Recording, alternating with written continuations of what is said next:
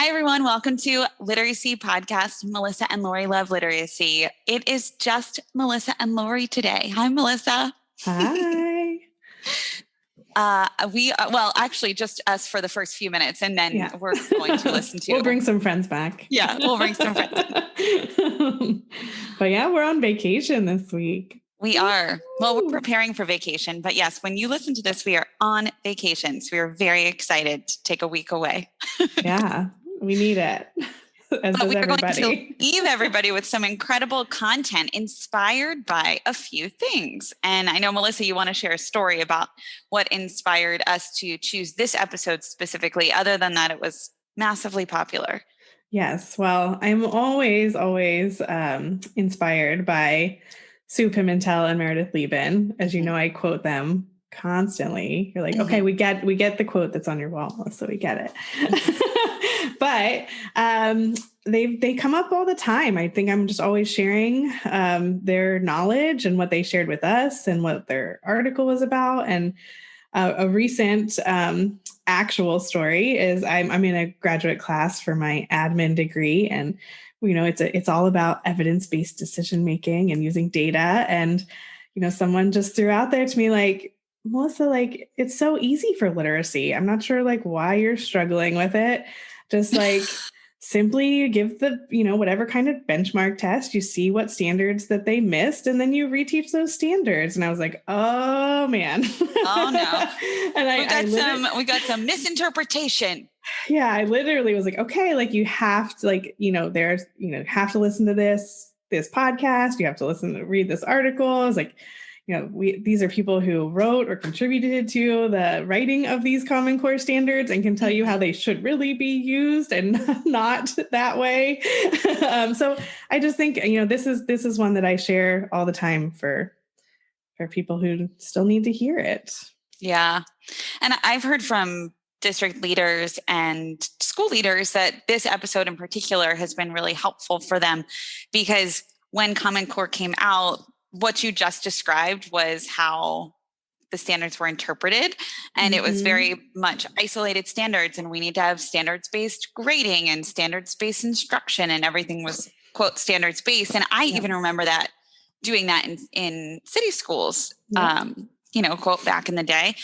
And then as we transitioned and we learned more, and as Meredith's husband, David Liben, says, know better, do better. But she also says it too, because she wrote the book as well. She wrote the book too, yeah. She wrote the book.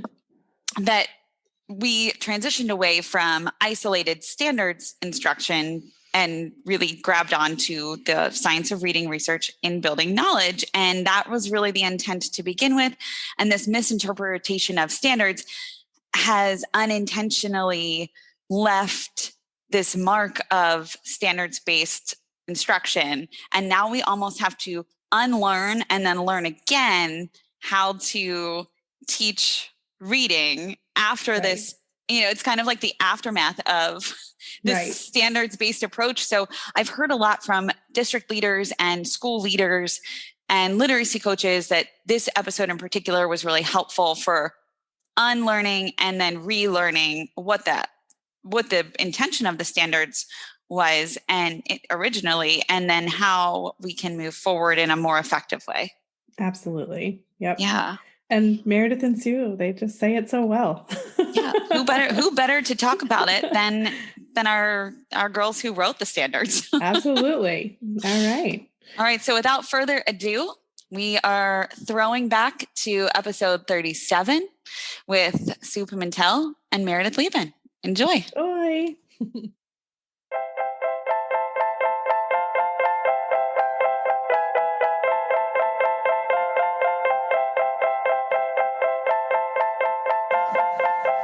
Welcome, teacher friend. I'm Lori. And I'm Melissa. We are two literacy educators in Baltimore.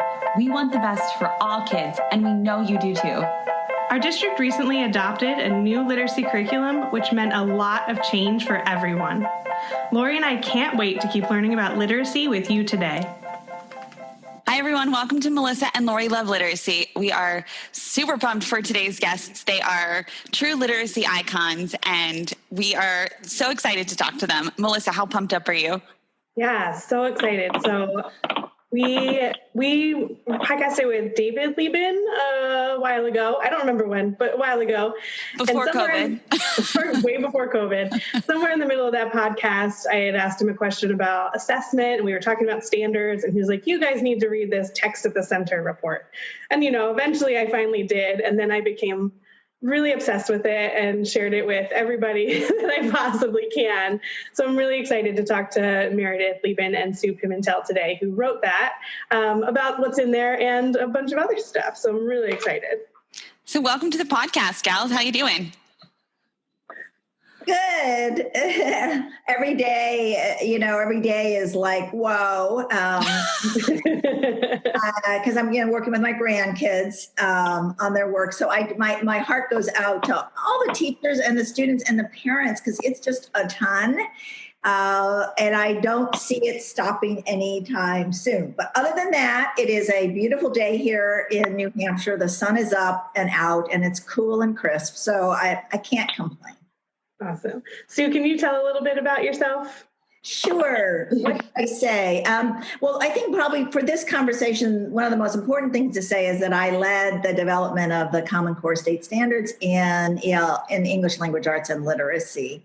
Since that time, I've been with Student Achievement Partners. I'm called a founding partner, so worked very closely with Meredith and David and the whole team on figuring out ways to implement the standards in ways that both that teachers can do and that teachers can learn what they need to learn. My prior life before that was working all over the country in districts that were trying to do better by their kids. So I understand the struggles and the challenges that districts face and that students face. So that's kind of me.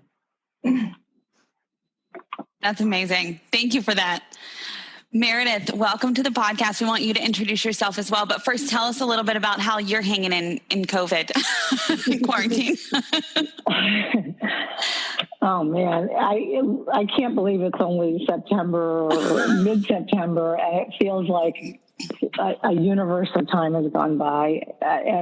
Similarly, I was in the classroom until 10 years ago, which seems like an eternity. It's too long, but I just, my hats are off to everybody who's trying to practice on any level, because everybody's a teacher now, parents, people who are helping support parents so they can go work, teachers, school leaders. The whole system is it's so challenging now. It's always challenging. It's one of the hardest jobs, but now, my goodness. So agree with Sue. Hats off to everybody who has the energy to listen to this after they have wrestled with their educational challenges for the day or week or eternity, as it may be. Yeah, absolutely. Well, you all know we all are working with kids right now in some way, shape, or form, like, grandkids or kids of our own. And it definitely is, I think it's almost like confusing, like challenging and confusing. What app do we use here? What website do we use there? So at the base of it all, though, if you have, a great curriculum and that has high quality texts, that is going to really be helpful in this virtual space. And Melissa, I'm going to let you ask the gals about the report that they wrote, which Before we jump incredible. in too much, though, I want Meredith to tell a little bit about herself, too. Oh, sorry, Meredith. I cut you off. I wanted to get to the report so badly. I'm so sorry. As do I. So I have taught in all kinds of different settings. I taught 19 years in East Harlem and Harlem, and had the privilege of starting a school with David, where we learned a lot of what we know about reading. Returned back to Vermont, and my mom was getting extremely old. Luckily, she lived to be more than extremely old, so I got to hang out with her a while at the end of her life. But I then taught in career and tech ed centers in Vermont. So I think of myself as a middle school teacher, and I did for 12 years, but I actually, 13 other years were either high school or elementary. So I've run the spectrum. I feel like I inhabit teachers' point of view, and then had the privilege of helping support mostly the reading standards for the Common Core. And ever since then have been obsessed with what do they really mean? What are they at their core? how can they be used to promote equity and come alive for all students so they can realize the promise of them. And I guess I'm a spirit of the law kind of person always. And I worry about sometimes the letter of the law, misinterpretations of the standards where they're used more as a hammer than an inspiration or as a year-end target. So I'm very excited to be here and have the chance to talk with two of my social media heroines, you two. So thanks for the opportunity. Yeah. Sue, when you were a teacher, what did you teach? I taught the little guys. Little guys. Okay.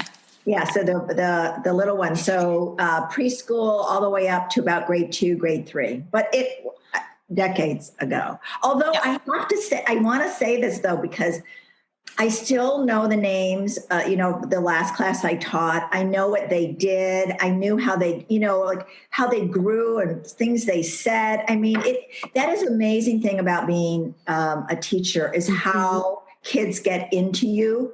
And when you go home at the end of the day, they're like all like in good ways, all in your head and in your heart. Yeah. It's amazing because that was like, I'm talking like decades ago. They stick with you, right?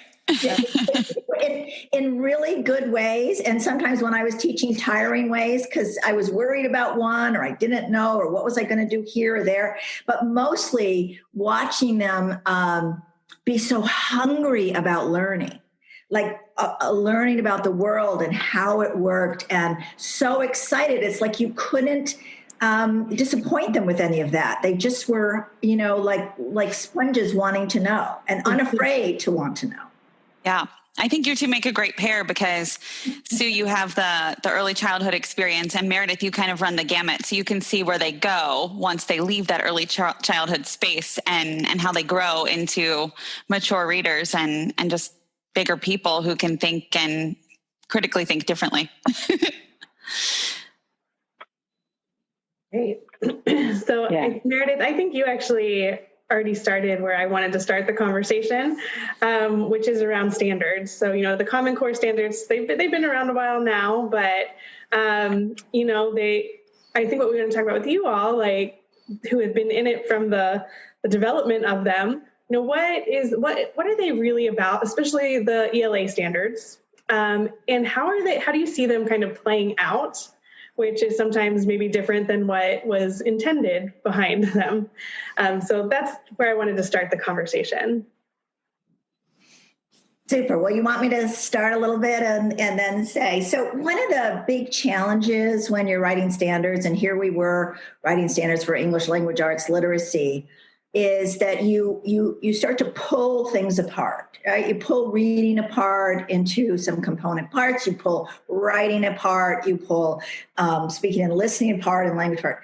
So, and I know all teachers know you never just teach reading as a silo, right? You can't teach reading.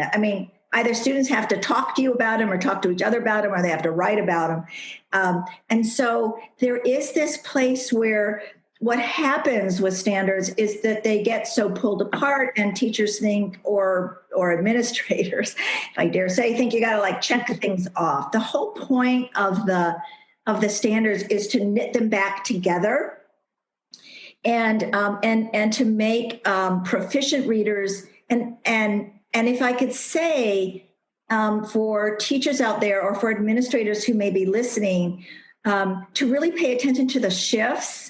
Because it's the shifts, it's not that don't pay attention to the standards. There's some things to pay attention because there's a progression that happens.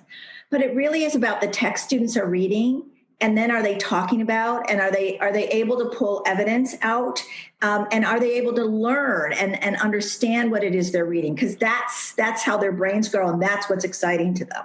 So I think there's this place where we got into sort of a checklist mentality. Maybe that came from, how interims report out. I don't know. But that isn't what makes good instruction, and it isn't what is interesting to students.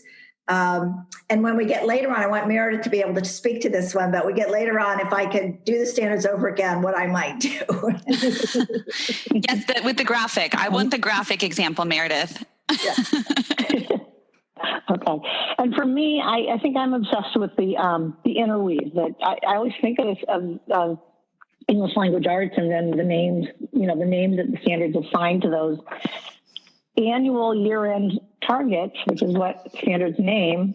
They're not an action plan. They're end-of-year targets at every grade.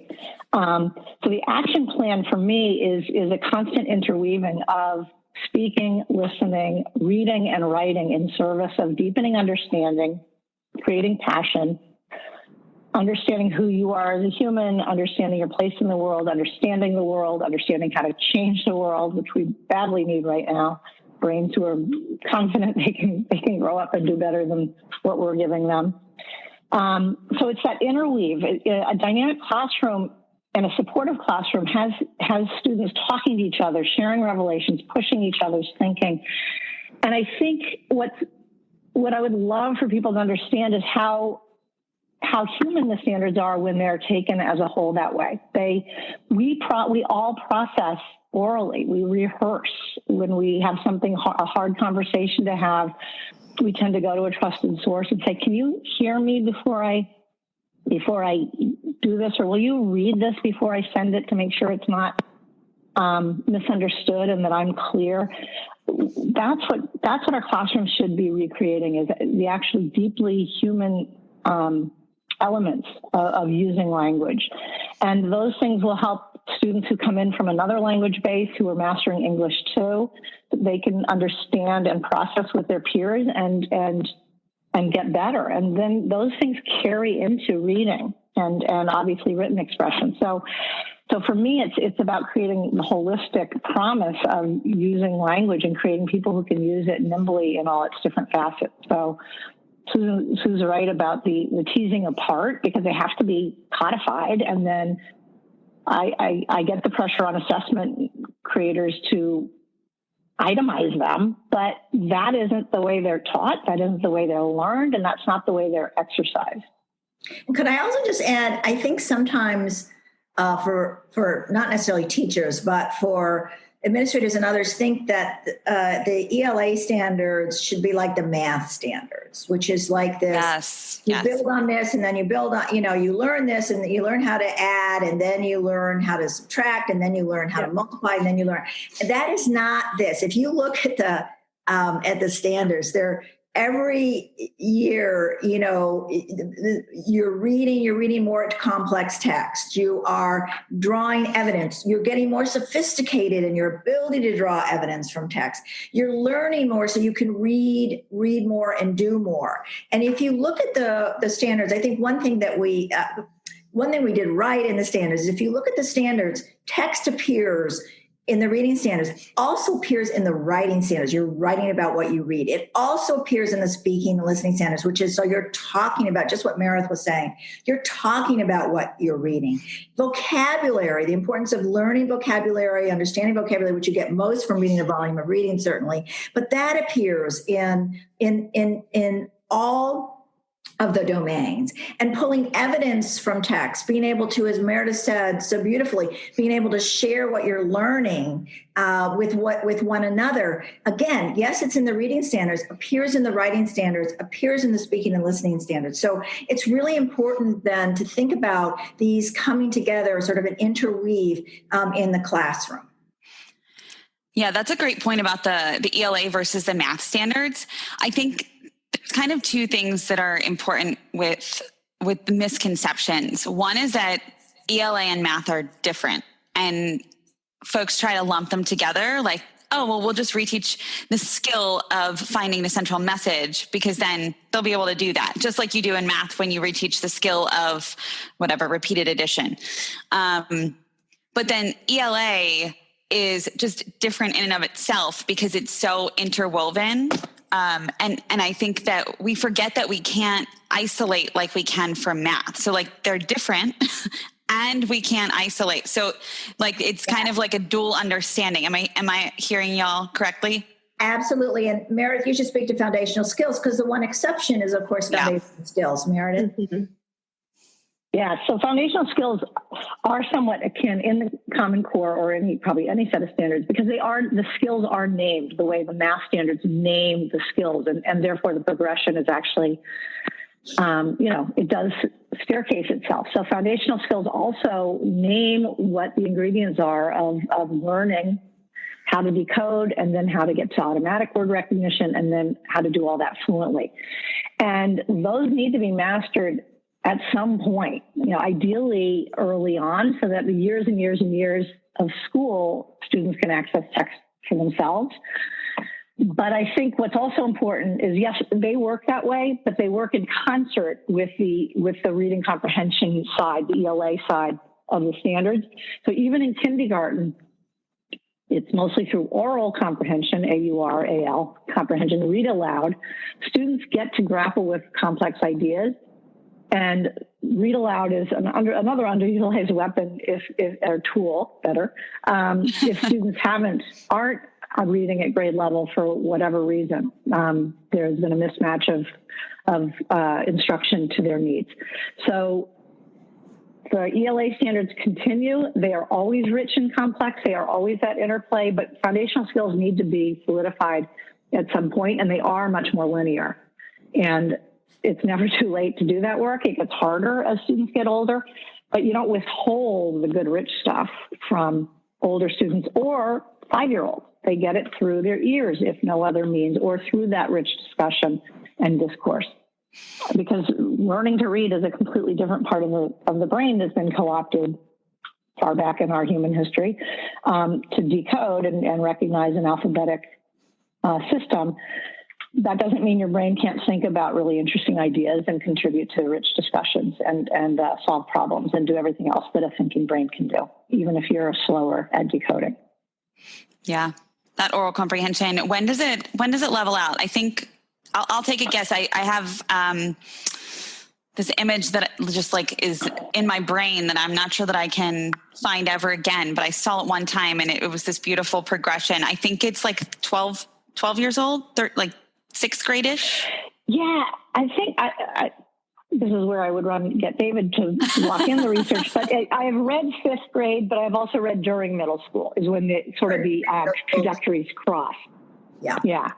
And the reason it's probably a little slippery is because there's not one human locked in, every brain is different. So I bet you it happens at different times for different students. Yeah.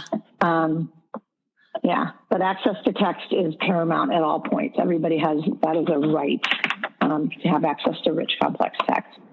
Yeah. And I think it's not baked into the standards. It wouldn't have even been appropriate, but I think it's not a do-over, but it certainly, text at the center is so,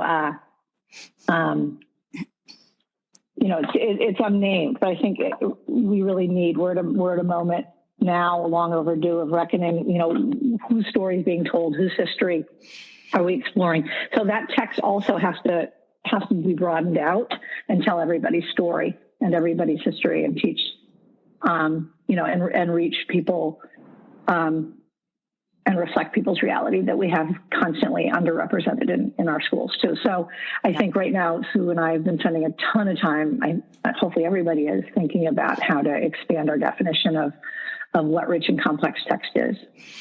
Yeah. And I want to call out standard 10, which is that access to complex text. Really important standard. Yes.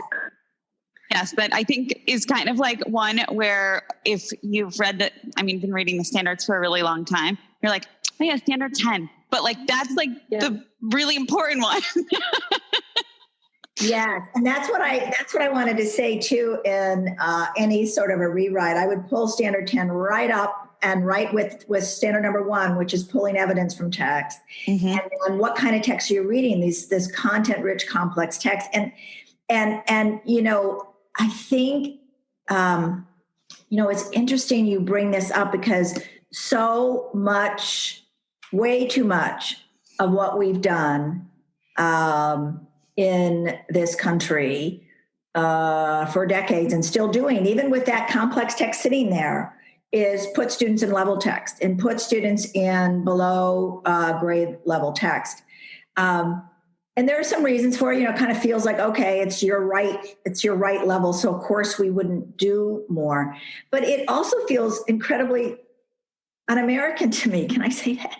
I mean, Yeah. because what we decided early on, and then we don't let kids get out of it. Like some kids are strong readers, really easy, comes easy, some kids, but many of us had to build our reading muscles like for a while before we could catch up. Well, the way you build your reading muscles is to be faced with content-rich, complex text, grade appropriate, which is defined, and then get some support with it. And the fact is that there is study after study after study after study that shows that even students who are still building their muscles on reading, and so you might give them assign them a below grade level reading level if they were just reading on their own. I want to say a little more about that in a second too, because it drives me wild. But it says in those studies that when students are given content-rich, complex text, their vocabulary grows, their knowledge grows, their fluency grows, if you care about assessments, they do better on assessments. That's with students who actually came in, quote unquote, below level. And so what are we doing? What are we doing to them? Because the fact of the matter is, if you look at what students get when they read these below level texts, and they're getting that not just in 1 week, but week after week after week after week after week. Yeah. What happens to them? You can't expect them to learn more than we're teaching them and allowing them to do. So I feel like this has just gotten stuck here in this country, and I don't know how to unstick people. Yeah. And I would say, like here in Baltimore, I mean, we adopted Common Core right away. We were doing PDs. We created our own curriculum. Now we adopted Wit and Wisdom. I feel like, we've taken really good steps in the right direction. And even when I was in the classroom and even now, I still see that, it's still so driven by this standards and standards mastery, and the text still gets lost, even when we have good texts. Yeah. Mastery and isolation. Yeah. Yeah, and it's like the teachers are planning around the standards, and the objective is written for the day around the standards, and the check for assessment each day is around the standard, and the assessments at the end are for the standard, and the whole text just gets lost in that. I pulled out a quote from you guys that said, "The standards themselves are not the goal of daily instruction. Understanding the texts encountered and being able to express that understanding is." And that just really spoke to me, because I feel like that's what I feel like is still getting lost, even when we take all these steps in the right direction. Yeah. Well, Melissa, and I think too, what I want to say just for listeners to kind of keep in mind too, is that Baltimore is in a second year of a high quality curriculum adoption where they are using, complex text at the center of their teaching. And that mindset shift is we're still working on it. Right. And so it takes a lot of time and effort and energy to undo what decades have done. Right. And also you'll see, Lori, where they'll say, okay, well, they can't read this text easily, so I'll find an easier one. And as long as they can master this standard with this easier text, then we can move on and we're good to go. Yeah. And that's what worries me. And I'm not saying every teacher does that. I'm not blaming teachers, but I think it is something we still see.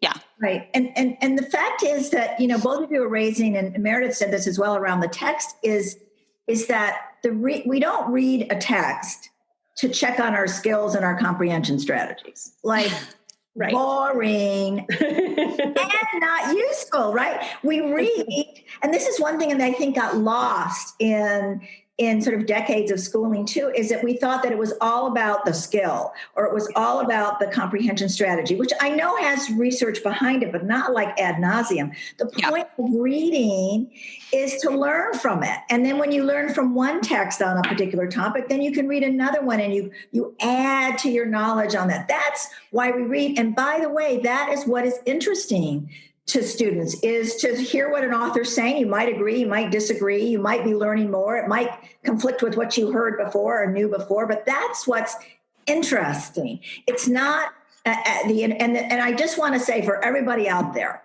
that reading standards 2 through 9 are not meant to be taken in isolation. We never meant that. Remember I said I would start with standard 1 and standard 10? That 2 through 9 are ways to unpack a text. you don't use all of them all the time. It depends on if structure is really apparent in the text, or if there's an argument that's going on that the author's making a claim. That's when you pull them in. So it's really thinking about how to use those strategically, not to learn how to do the skill, but to learn how to unpack the knowledge that's in the text. Yeah. Meredith, will you share will you discuss your graphics, since I know nobody can see you right now?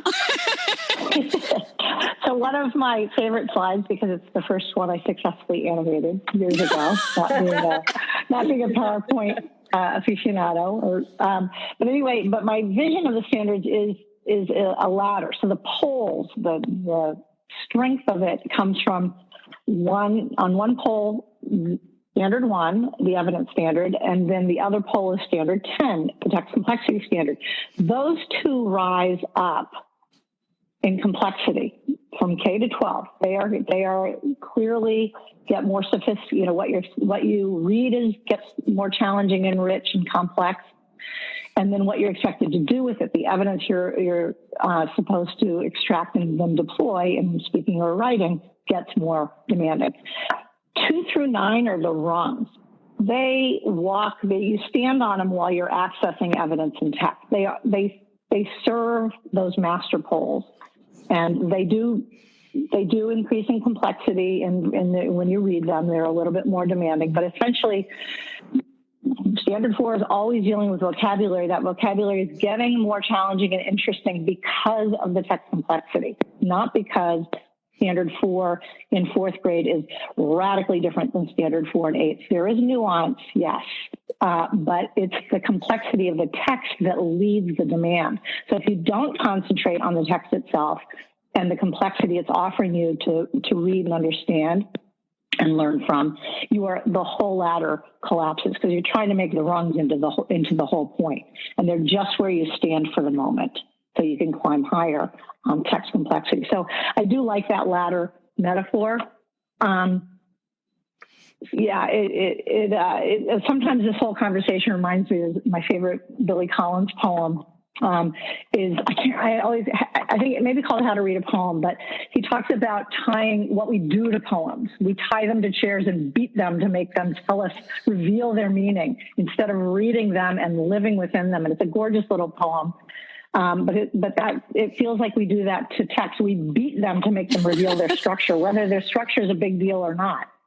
And we get kids stuck on structure because it's structure week. So or author's purpose week.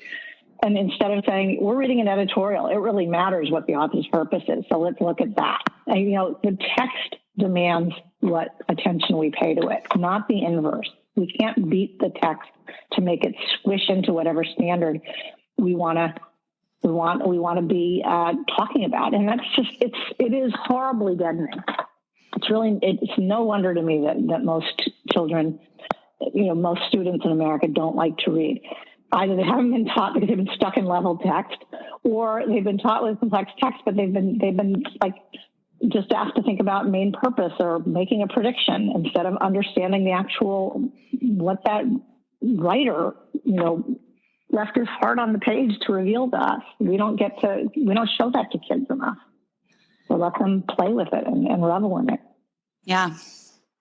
I remember when I taught 2nd grade pre-Common Core, I remember distinctly, like you said, that week was cause and effect week, and I had it up on my bulletin board, and we were looking for cause and effect in all the texts that we were reading. And I remember planning for the next day and thinking, I've run out of texts that show cause and effect. What the hell am I going to do now? And I couldn't, I was like, oh my God. So I'm frantically searching and then I was like, this is so stupid. I'm just going to teach them a good text. And but I didn't have a high quality curriculum, and I was doing it on my own. But I remember that moment standing there being like, I've run out of text. And it was my second year teaching, right? What? And I'm supposed to be teaching cause and effect. And now I don't have any more cause and effect texts because we've read them all. What do I do? That's not the practice we want. No, it's not. No. I'm wondering, you guys talked in the report about teachers spending a majority of their time planning with the text. I thought that was interesting. And I think, if there is no curriculum, I think like Lori, right, you'd have to spend time with your text to see, is it cause and effect or is it not? And I'm wondering if that also applies if we have, like we do, have Wit and Wisdom, a high quality curriculum, if you still would recommend the majority of the teachers' planning time being spent with the text and how that would look. Absolutely. And one of the beauties of a Wit and Wisdom or other knowledge-based curriculum, I would say, is that you really there is an attention to the text.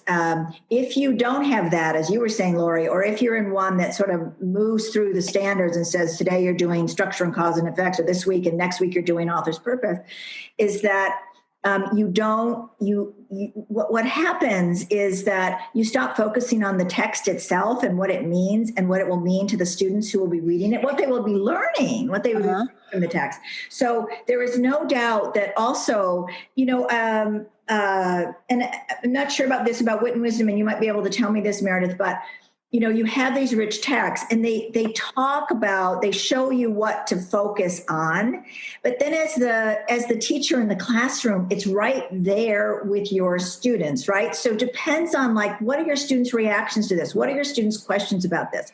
What do I want to ask more about? Because either it's really interesting to my students or it's a place where they're grappling, they're not quite sure they get it or that. So really, and being able, I think one thing that we can do for students is when we revel in the text, when we model, and I think there's actually research about this, Meredith, that when we model that, when we're excited about reading this text, when we really know the text, then it models that for students about there's something here that you're going to really, in one way or another, enjoy. You're going to enjoy the challenge of it, or you're going to enjoy the ideas in it. There's something here for you because there was something here for me in it. So, the one good thing about a Wit and Wisdom is that it helps to unpack what's in the text for the teacher. She doesn't have to do it all by himself or herself, which is a tall task, but still to really read it and understand it so that you can, when you're then faced with your students, you can get what they're getting.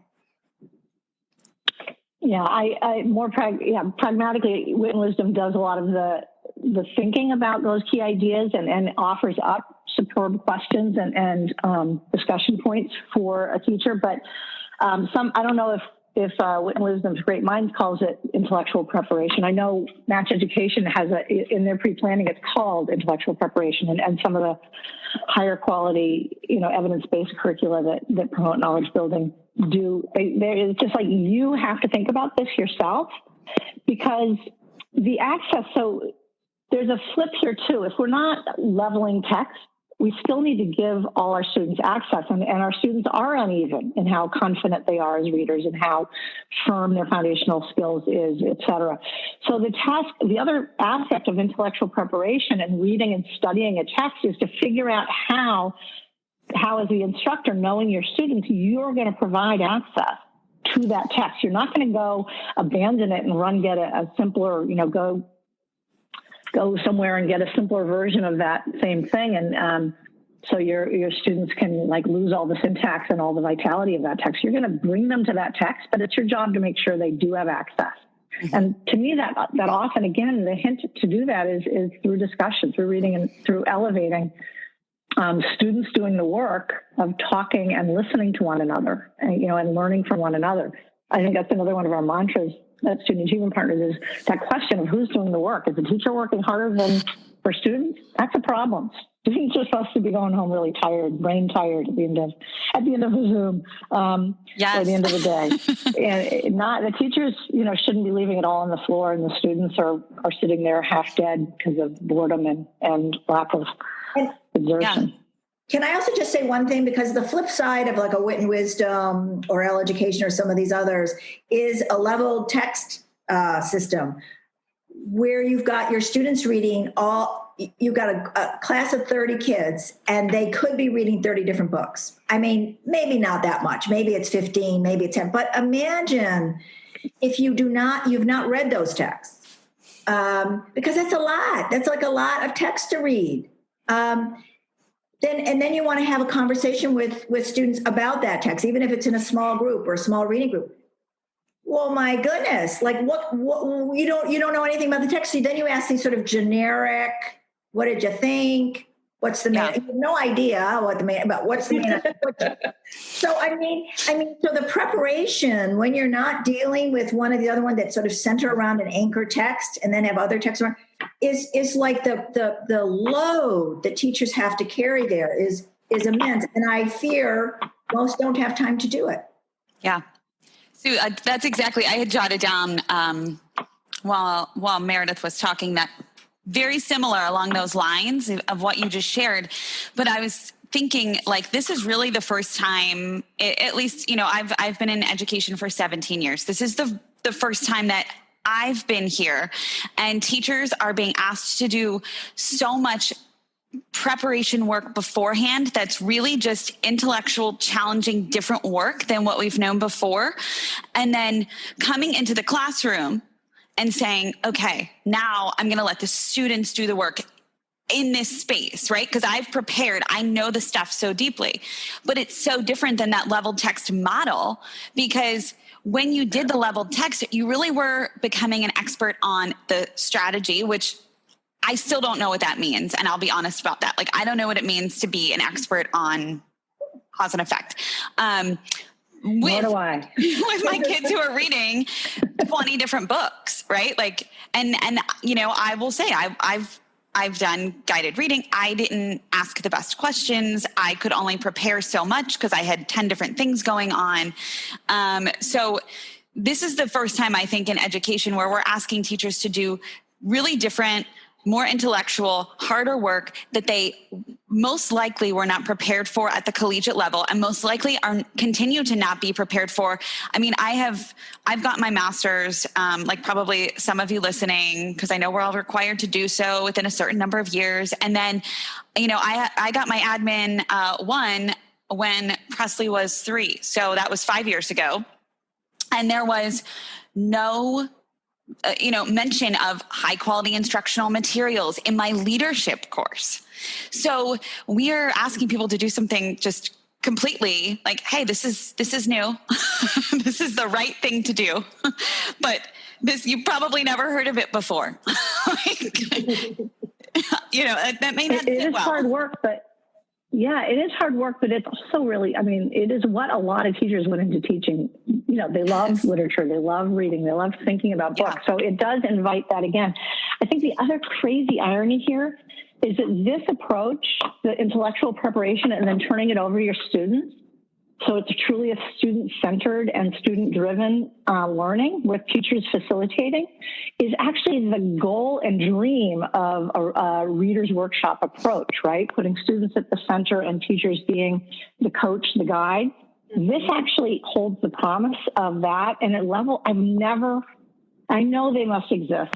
They just must, with teachers killing themselves to do so, because I'm also Readers and Writers Workshop trained, and I have as much energy as anybody I've almost ever met. And I could not, in East Harlem with 70 students a day, I could not pull it off. Having 70 different personal biographies of whatever, whoever they were writing about, I could not do enough mini lessons. I was running as hard as I could. So it wasn't ever a unified, rich, student-driven classroom. It was always me staggering home at the end of the night tearing my hair out. And so, but this actually holds the promise of a centering text and then helping the students access that text is kind of the promise of truly workshopping a text together, which was the sort of goal, the love of literature, love of learning, love of reading goal behind the workshop approach. But it's just, it hasn't been successfully actualized And it also defaulted to standards and teaching skills in a really pernicious way, I feel like. So, yeah, we all have to unlearn it, and hardly anybody is helping show us the way. It's all a lot of people doing a lot of self-study, and that's why I really appreciate chances like this, where you all are talking about this week after week after week. So I also it's hard. It's hard work. Meredith, sorry, I didn't mean to interrupt you. So, and Meredith, you talk a lot about this, about how learning is social. I mean, it's one of the hard things now with this online virtual learning thing where kids are so siloed. But there's this place where I've heard teachers talk about, okay, I'm just going to try this. I'm just I'm going to leave the level text thing behind, and I'm just going to teach an anchor text.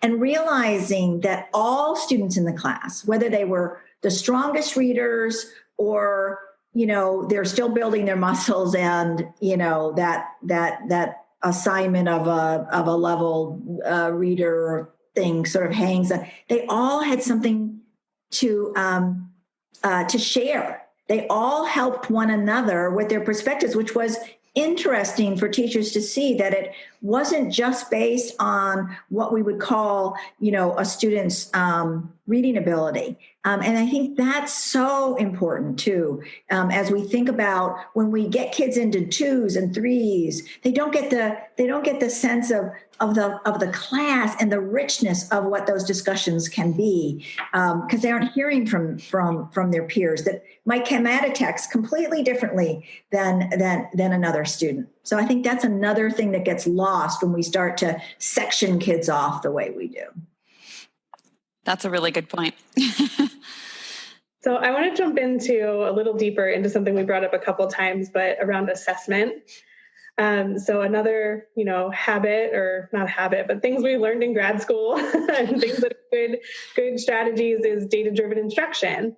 And I remember my first year teaching, where, I had to track who mastered which standard. And I, from the first year, was like, this doesn't feel right. Like, I don't know that they've mastered, like, how do you master some of these things? Didn't seem right. Like, I don't know. But that's what we were doing. And I think we're still doing.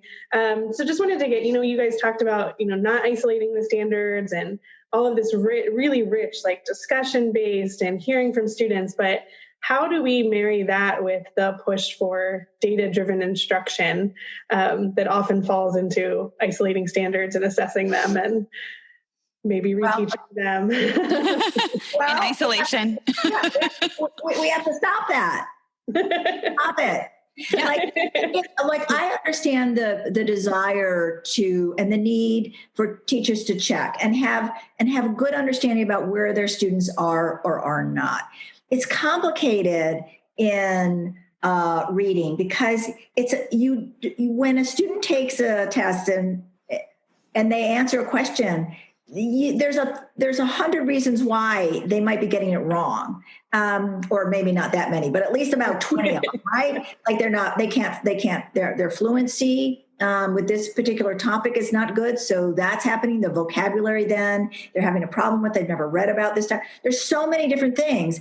It probably the last thing it is because they didn't know how to identify the structure, or they didn't know how to identify the author's purpose. That's likely not happening because when you're reading the text, all of this stuff is coming together. Now, I can understand, if there are such things, and maybe they're getting to be built here. I know Louisiana's done a little bit of this. I know some of that, where you actually have an interim that matches the curriculum.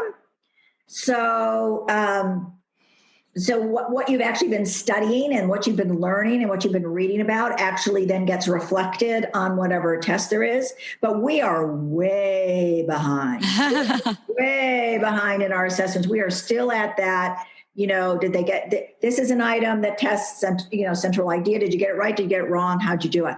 I do think there is new conversations coming up about, checking a student's fluency to begin with on this grade level text. and seeing if fluency is an issue or if there's some other foundational skill issue going on for the student if you find fluency is not good. And then thinking about ways to bundle the standards. We think about the qualitative characteristics of text, as you're thinking about the complexity of the text, and thinking about ways to bundle them and how are students doing in those bundling. Also thinking about, we hear that, usually literature is easier for students than informational text. So kind of checking that a little bit too, if you have enough text. The problem is that in a lot of what is out there now in interims, a child's getting like 2 different texts. That's it. And by the way, if they don't know anything about that subject area, then they may do badly, but not because they can't read. It's because they don't know anything. This topic is totally new to them. So of course they're going to struggle through it more, and we want them to be able to struggle through it more. So we have a long way to go to make any interim worthwhile and worth the money, by the way, worth the money and time. And then ask teachers to then look at how the results come in, where they then feel, I don't know, under pressure, forced to, this is the skill, a lot of your kids in the class never got. Now, I could see, if you're seeing something consistent, and as you check with your kids on if you're allowed to take a look at, how they did and ask them questions about it. But I mean, there could be a place where you could go, oh gosh, a lot of the texts I've used over the year haven't done as much on structure. And so that's, okay. So we can, now take some texts and take a look at that, that are cohesive in some fashion. So I'm not saying that one would never look at that, but the way we do it now, no. Yeah, and when you were talking about that, Sue, I think it's interesting. I don't know that I've never seen, but maybe it has happened, where teachers are looking at the texts for assessments. I think we skip right to the data reports and how did they get it, yes or no, but we never look at that, like, well, what was in the text that they read? And that needs to be done. Right. And assessment folks have to be, anyway, Meredith, go, but assessment folks have to be able to cut those out so you can actually see. Meredith, yeah. I remember reading years ago in France, high stakes tests. We have nothing on European high stakes tests at sift and winnow kids. But in France, the national test is published in the newspaper the next day, and families routinely sit down and go over it with their kids and talk about oh, how did you do? What do you think? And it's the texts are released every year. So we need models where not only the items, but the passages are released every year. And the banks are so robust that doesn't matter. They, and there are solutions to how to make those permissions affordable. The assessment companies know what those solutions are, and some of them have gotten them. I also think the other huge problem, Sue definitely pointed toward this too, is the assessments are not yet reporting why your student got an item wrong. Yeah, there are so many reasons why. Really low down on the list is that they don't understand the concept of main idea. We're pretty much hardwired to understand the point, the main idea. That is very rarely why a student got a main idea question wrong or whatever. And we are hardwired to make inferences. There is something else breaking down, and the interims and the summatives, none of them tell us what is breaking down for that student in that moment. Is it vocabulary? Is it a decoding problem? Are they exhausted because they're not fluent enough to sort of easily keep up with? And this is the 6th passage. Now, again, teachers with Herculean effort could do that for themselves and know their students to that degree. But what if the companies started to provide that kind of information? Or we used AI, we used personalized learning to actually interrogate the kid and say, what were you thinking when you did this? Where did your thinking pattern go wrong? And those were the really interesting conversations we were having. Non-defensive, non-judgmental, just I'm really interested in your thinking. You got the answer wrong, but I'm really curious what you were thinking or what happened when you chose this other alternative answer. Those are the assessments worth taking and worth spending time on. And you would actually learn actionable and helpful data to have data parties around if you had that kind of conversation.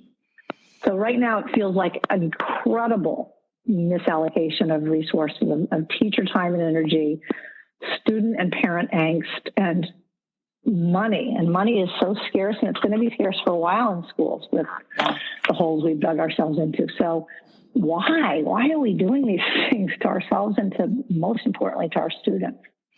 Yeah, and I'm assuming that there's not an assessment out there right now that performs these magical powers of being able to give the diagnosis. But I always thought when I was a teacher that listening to a student read and was like the most intimate experience you could have, because even your best readers, who could attack any text, when you gave them a more challenging text, you could hear where their miscues were going to be and where they struggled or where they really excelled. And so, I feel like that old practice is still really relevant in that. Absolutely. And that's why, and there are, so I love the idea of a teacher listening to each one of her students, doing that and in sort of in some private time. There's also a lot of AI now where this can happen. And by the way, the fluency piece, sometimes we think, it stops at third grade or it stops at fifth grade. Like, it doesn't stop. One, because the texts get more complex. And so to be able to check on, as you've just suggested, Lori, the miscues that might be happening, the fact that after the child gets done plowing through the words, do they know they have any sense about what they just read about? I mean, just some simple questions. And there's a lot that we can take off of teachers, but it doesn't take away from a teacher listening to a student. I don't want to say that, but there are things that assessments can do where a child can read into into a computer and the teacher can get some really good information there. And I think it's getting better and better, by the way. I think the technology is getting better and better on that. So what if we can automate everything but prosody, the actual expressiveness. And there's good research that prosody corresponds tightly to comprehension. You can't say it with the proper expression if you didn't understand what you were reading. So talk about a cheaper alternative and less taxing to reading comprehension tests. Yeah. Just listening to a student's prosody and querying them about what they think they read. Lori, can I just also say, because this was my experience with my granddaughter on fluency. So every week she'd bring home a passage on fluency and she was supposed to be timed. And, which I know there are measures about whether you're fluent or not, but her whole point was to beat her time. So she would be like, I remember there's one on elephants and it was like, how do I do, I mean, and so it's really important, as Meredith said, about this prosody thing about, are you reading it so that the person who's listening to you, you're not speed reading, right? I understand. I made that mistake as a teacher. Everyone had their little timers and they were just all speed reading. And I was like, this is not what I was hoping for. No, you know what I think is also another, to add to the fluency conversation, when kids are asked comprehension questions about Nat and Pat, sat on a mat. What happened to Nat? I'm like, are you kidding? Come on. Nothing really of importance happened to Nat. So can we stop talking about it? Very good. Sometimes I think we have to turn these assessments back on ourselves and try to see, well, what the heck would we do or say? And then we're saying, kind of hard to say what we would do. When folks are still using like an old method of assessment, but it's let's pretend like it's folks at the top who are making decisions. They're the decision makers. How do we shift mindset? How do we support and help an understanding that, this practice is not really relevant? It was never relevant, but just like leveled reading, we might have gotten into some habits that were off course and we're trying to reach our course. Do you ladies have any suggestions for that? I think it's so hard. Meredith, you have good ideas? Because I mean, part of it is to have frank discussions as a group. In other words, I think a teacher individually, it's really tough. I think I would probably move up the chain, which I'd get my teachers together and my teachers together and my coaches together, and then go see the principal and pound on the desk and hope that the principal could understand and see, and so that you can have advocates talk about it. I think it's really tough. The other thing to do, which is not great, is just like, okay, give the ding dong thing and then ignore the results and move on with your good formative understanding about where your kids are and what they need. I think it's a real tough one, Lori. I'm hoping some administrators will be listening to this. I know they come at it from a different place, but if it's really not showing you what the kids can do and not do, it's really not showing you that your students are gaining in their reading, then don't do it. I'll say this one other idea that's come up, which I think is rather interesting, which is to think about not an interim as an isolated event. So if you're determined to give them, but to look at how the students have done over time, so that there's some sort of a reading inventory on their complexity, because maybe the complexity is up and down depending upon what they're actually reading or not reading, or what the topic is or not. So that I think there are other ways to do it. And I would just say, that administrators here have a ton of power with the vendors that they are working with. They can say, what we have, I'm hearing from our teachers, this isn't helping. You need to give us something that's better, that reports out in a way that we can actually use the results. And again, this whole notion, Lori, about how they report out in reading the same way they report out in math doesn't work. Yeah. Doesn't get, and so, but I don't know, Meredith, what, it's a tough one. It is a tough one. I also think it's a place where there's just myriad unintended consequences, like the whole teacher accountability thing. On an equity level, Black and brown children cannot wait for teachers to get all the education they need, and all the, we can't keep asking students to wait for us all to know better. So I get, coupling assessment to teacher accountability. I get the reasoning behind that, but I think that led to a lot of unintended consequences. I also think those very principles are, going back to our earlier conversation, coming in with the checklists of the standards. They don't know better. That's what they don't have they can't have a deep understanding of everything. So they go to a checklist kind of place, and then the teachers are down it trickles. So there's an enormous need for education. I mean, part of me just wants to say, could we call a moratorium until we have some better answers?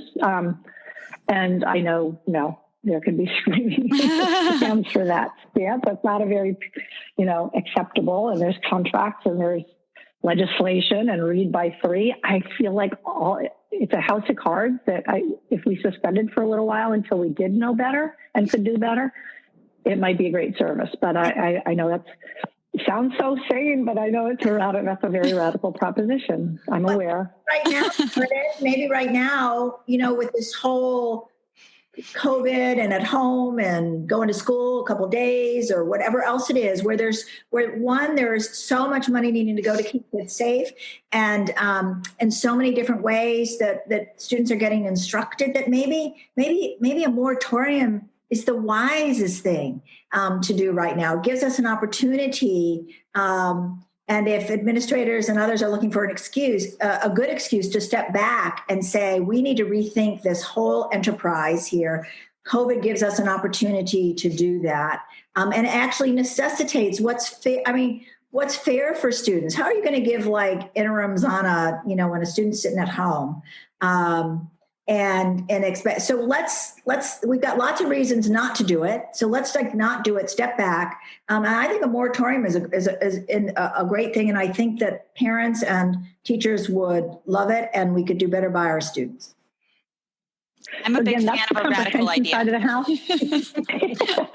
So that's the comprehension side of the house that we're talking about. Again, the exception is foundational skills. We do need, not on a quarterly basis, on a weekly basis, to know what our students know about learning how to read so that we can intervene at the right grain size. So that's where grain size matters and timeliness matters. And teachers should, again, doing it at home when first graders are trying to learn in a Zoom box is crazy making to me.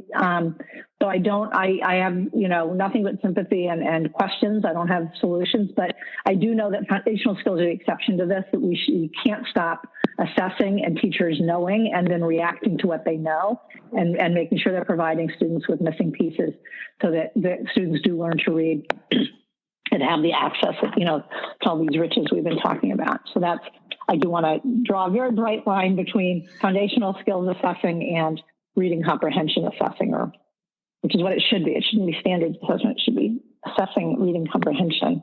And the standards are named, therefore. It would all come together once we figure it out. And while we're blowing through barriers and sacred cows, I do think that the whole COVID era is forcing a reckoning on what should our school days look like. And I'm really talking more about secondary school for students. I'd like to think, and I'm not at all sure, you don't know until you're walking there, but if I were still teaching high school or middle school, I'd be thinking to myself, what can my students do now that we can't do inside the four walls? Like, what's different now? Are there any opportunities here, or are there just obstacles? And I kind of feel like we need a radical reset of what school looks like for our older students, because it's not working. 7-period day isn't working. De facto trekking isn't working. Nothing there is working. We need more humane approaches, more flexing. We're developing a model through David and I are called the Humanities Accelerator course for 9th or 6th graders that we are really excited about. We actually think Baltimore should be really excited about it, and other places we're in conversations, but it would be a radical redesign of the school day for middle or high school students.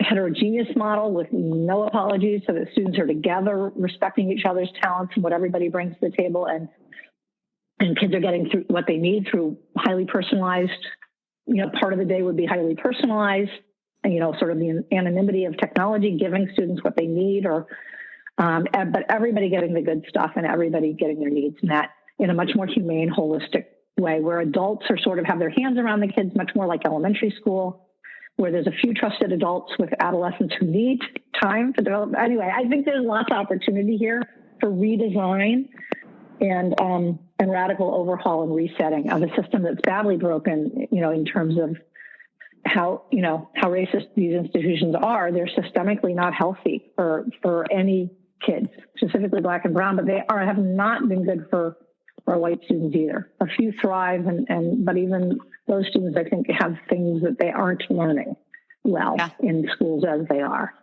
And if I could just add one thing, that's the end of my radical. I love it. No, of course, I love it. I'm right there with you. When Meredith talked about the 7 periods, it's so disjointed, and in a humanities accelerator course allows that could take many different forms, by the way, but allows students to go deep. Both in they're building their knowledge around certain topics that could be really fascinating and interesting, but also to go deep so they can extend their learning through research and additional reading that they want to do on the topic, so that they're participants in the decision making about all of that they're going to learn and what they're going to do. And I want to say, one thing that we've done a lot of talking about content-rich complex text. Yes. The one thing that is nuanced and sometimes hard to keep both in our both as we're talking about it, is students' volume of reading on a topic that can be at a range of complexities. So it isn't like you have to stock your classroom or only allow your students to read like a grade level complex text. If it's an area they don't know a lot about, or they're really interested in it, they can start with easier text and move on up, if you will, on that particular topic. It's a hard thing to keep. It's different than leveling students and saying you're relegated to this level. That's where you are and you can't get out of it. It's like a prison. You can't do that. It's different than saying no. And to build your knowledge, like there are some things like, oh my goodness, give me something on physics, and I'm like, well, I got to go back to like the basics before I can understand the black hole and what they're trying to tell us they just found out.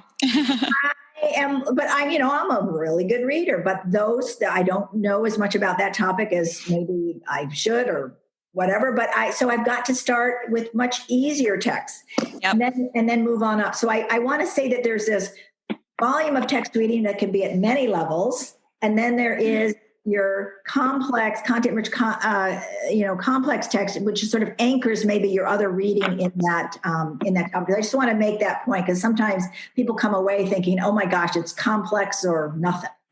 Yeah, I also want to say that when you're talking about text,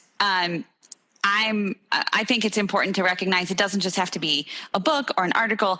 I mean, if I'm starting to learn about something, I'm making something like a dish I've never made before for dinner, I might watch a video, or listen to a podcast on whatever it might be. And again, that visual comprehension, that auditory comprehension, I'm able to take that in a different way than I would text. So it's just multiple access points. So, just keeping that multimedia in the spirit of texts is important to consider in this conversation as well. But yeah, I mean, how appropriate and how impactful for our secondary student, for all students, but especially those secondary learners who could really drive and make choices in their learning in that way with the choice in how they're building their knowledge. Like that would be so empowering and impactful. Amen. Bravo on the visuals, because that is a wonderful way to give access immediately, both to all students, but as certainly our English learners as well, to be able to see it and hear it is different than seeing the words on the page. So, and it can drive interest as well. And then you feel like you have a modicum of understanding to be able to dig in other ways. So bravo on that. I like to think about it when I put my first piece of IKEA furniture together, the little packet that they gave me really was not helpful, the picture packet. So I had to go to YouTube and watch that video 100 times. And 4 hours later, I was finally a master reader. That is a good analogy. Yeah. The little stick figures don't do it. Oh, no. And another thing we're excited. Yeah, maybe it works for the Swedes. I don't know, but it doesn't work for me either. So another thing we're doing, speaking of different media, is we have commissioned the Center for Cartoon Studies to write a graphic guide to reading.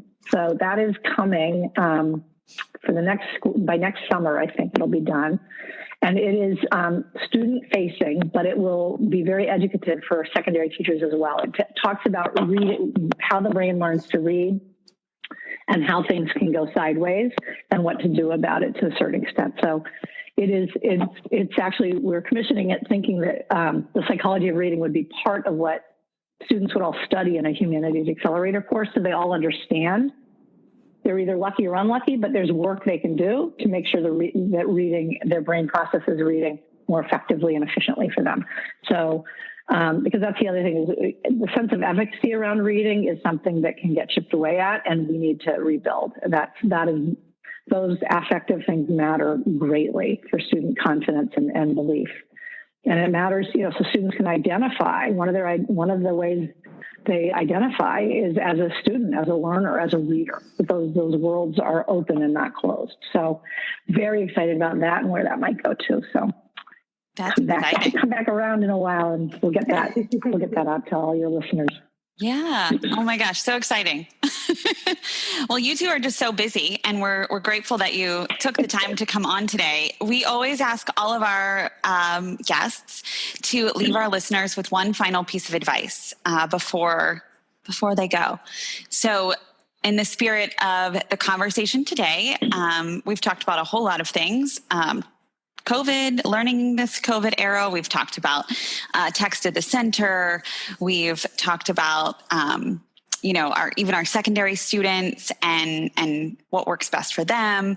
Some data-driven instructional practices that may or may not be effective, may not. If there's any piece of advice that you'd like to leave our listeners with, we would love to hear it. So I'll start. I think, and I'm saying this to myself as I say it to all the listeners, is this is the time to be gentle with ourselves and with one another. And in that vein, I think what I would say is this is the time to focus and to do less. Really is to do more and to do better, and not try to stuff everything in that. And I think that can be really a good thing for us, so that as we think about what we really need to focus on, which we've talked about here, which is the text, which is content, access to content-rich, complex text, drawing evidence from that text, learning, writing about, the discussion bar is a little hard on this if you're doing the virtual piece. But I think it's focus, do less to do more, and to do better. And I think when we do that and figure out what really matters, I think that can lend into when we're all finally back together in classrooms to continue that. So that's what I would say. So we didn't rehearse this, so it's part of my answer, which was to be gentle with yourselves, but also, which I think is really important, and came up with it independently, but also dream big. Like, what can the world look like after this? Like maybe find some peace in dreaming big about other ways of thinking. And then my last one is, even more, if you're in a remote or a hybrid setting, relationships matter. Your students need you to know them as people. And I think the secret to all that assessment stuff too is to know your students as people and as readers. What do they individually need help with, and what do they need pushing on? That's all about relationship and knowing. But and then dream big for what schooling could look like after this. I love that. Yeah, me too. Well, thank you both. I'm so excited that we got to talk to you, and I hope we can have you back at some point. I feel like we could have many more conversations. Yeah, thank you so much. We are so appreciative. Make it fun. You all make it really fun. Yeah.